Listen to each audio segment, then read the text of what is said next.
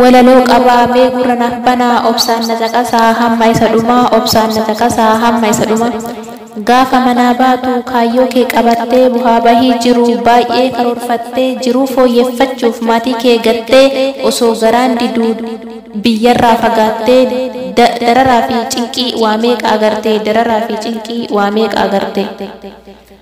Akka biyyaa baatee boqonnaan hin jiru hojii gosa gosaan sirratti jijjiiru hojii gosa gosaan sirratti jijjiiru fedha kee malee dirqiin si dararu fedha kee malee dirqiin si dararu.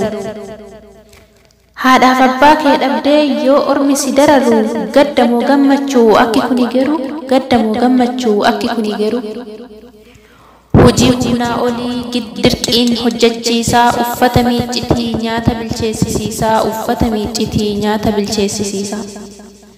Gariin namaa mana xaragaa daa'ima guddisaa gariin namaa mana xaragaa ijoollee guddisaa hammaamas ni dhiiqii barkana bichaa hammaamas ni dhiiqii barkana bichaa.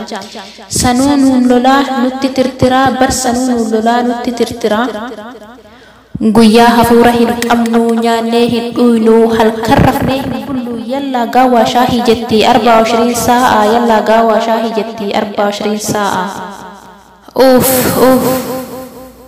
Yaa Rabbi yaa Gooftaa yaa Abbaa hiyyeessaa ani hin qabu firaa kunoo simatti dhiisaa ani hin qabu firaa kunoo simatti dhiisaa.